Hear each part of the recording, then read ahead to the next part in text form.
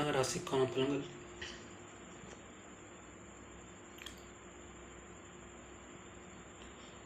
ரெண்டாம் இடத்தை சூரியன் சனி பார்க்கிறார்கள்.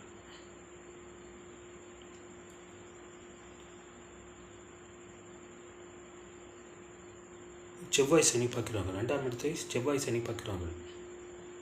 அதனால் உங்கள் பேச்சில் கவனம் தேவை. பேச்சில் எச்சரிக்கையாக இருங்கள். வீட்டில் சண்டை நடக்கும். நீங்கள் அமைதியாக இருக்கிறது நல்லது. மாதப்பிறப்புக்கு சூரியன் உச்சமாக இருப்பார் மேஷராசியில். ரெண்டாவது சூரியன் உச்சமாக இருக்கிறது பொருளாதாரத்தை ஏற்றம் இருக்கும், வருமானம் அதிகரிக்கும்.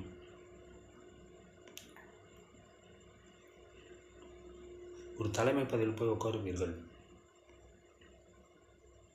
ரெண்டாம் இடத்தை குரு பார்க்கிறார். பொருளாதாரத்தில் ஒரு நல்ல நிலைமை வரும்.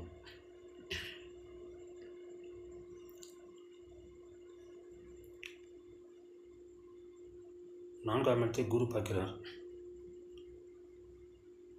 புதிய வண்டி வாகனம் வாங்குவீர்கள். நாலாவது சுக்கிரன் உச்சமாக இருக்கனால் உங்கள் புது வாகனத்தை வாங்க முயற்சி செய்வீர்கள். புது வாகனம் வாங்குவீர்கள். இது நடக்கும்.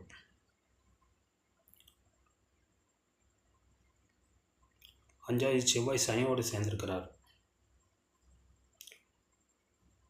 உங்கள் திட்டங்களில் தோல்வி ஏற்படும். என்ன திட்டம் செய்வதால் கவனம் தேவை. ஆறாயிரத்து குரு பார்க்கனால் உங்களுக்கு கடன் கிடைக்கும். கடன் வாங்காதீர்கள். ஏழாவது சனியோடு செவ்வாய் சேர்ந்திருக்கிறார். கணவன் மனைவிடையே கருத்து வேறுபாடு ஏற்படும். கொஞ்சம் விட்டு கொடுத்து செல்வது நல்லது. 9ஆம் இடத்தில் சுக்கிரன் ராகு இருக்கிறார்கள். நீண்ட தூர பிரயாணம் மேற்கொள்வீர்கள். அதன் மூலம் அனுகூலம் உண்டு. ஒரு சுற்றுலா பயணம் மேற்கொள்வீர்கள். அதனால் சந்தோஷம் அடைவீர்கள்.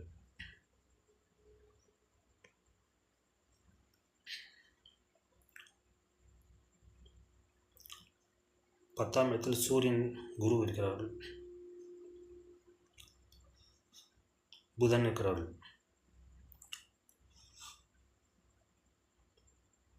பொருளாதாரம் நன்றாகவே இருக்கிறது உங்களுக்கு. இந்த குரு சூரியன் சேர்க்கை பதவி உயர்வு கொடுக்கும். குரு சூரியன் சேர்க்கை சிவராஜ யோகம். சிவராஜ யோகம் உங்களுக்கு பதவியை கொடுக்கும். 14 சுக்கிரன் உச்சமாக இருக்கிறனால உங்கள் விருப்பங்கள் நிறைவேறும். கடகராசிக்காரர்கள் இந்த மாதிரி நன்றாகவே இருக்கிறது.